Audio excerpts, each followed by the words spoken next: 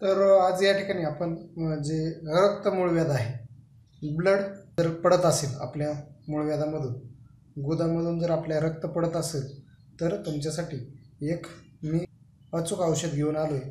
हे औषध जे आहे त्या औषधाची ख्याती अशी आहे की ती एक वेळेस फक्त आपण घ्यायचं आहे। जास्तीत जास्त तुम्ही आणखीन एक वेळेस घ्या, तिसऱ्या वेळेस ते घ्यायचं निषिद्ध आहे। तर हे औषधासाठी आपल्याला लागणार आहे गाईचं कोमट दूध। या ठिकाणी मी कोमट दूध घेतलेलं आहे। त्यानंतर आपल्याला लागणार आहे लिंबू। याची काळजी अशी घ्यायची आहे, याच्यामध्ये आपण 1 कप दुधामध्ये, कोमट दुधामध्ये अर्धा लिंबू आपण याच्यामध्ये पिळणार आहोत। आणि ते अर्धा जे लिंबू आहे ते पिळल्यानंतर दूध फाटण्याच्या अगोदर आपल्या ते पोटात गेलं पाहिजे, एवढी फास्ट ॲक्शन आपल्याला करायची आहे। याच्यामुळे आपलं जे मूळव्याध असेल ते रक्ती मूळव्याध जे असेल ते रक्ती मूळव्याध लगेच फरक पडतो। त्याने तुमचं रक्त पडायचं लगेच बंद होतं।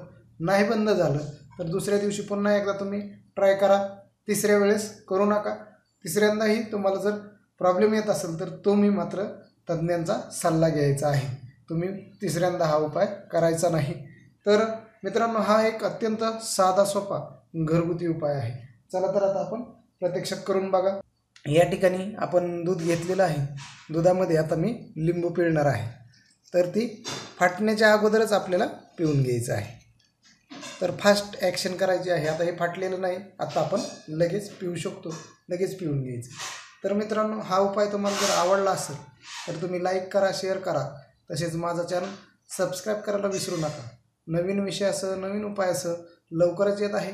तोपर्यंत बाय बाय, नमस्कार। तुम्हाला रक्ती मूळव्याध असेल तर तुमच्यासाठी मी एक घेऊन आलो आहे घरगुती औषध। हे औषध एकदा घेतल्यानंतर तुमचं रक्ती मूळव्याध पूर्णतः बरं झालेलं असेल। तर मित्रांनो, याच्यामध्ये कोणते घटक आहेत, याचा वापर कसा करायचा आहे, किती प्रमाणात करायचा आहे, हे सविस्तर जाणून घेण्यासाठी हा व्हिडिओ तुम्ही शेवटपर्यंत पहा, म्हणजे तुमच्या लक्षात येईल। चला तर आता आपण कृतीला सुरुवात करूया।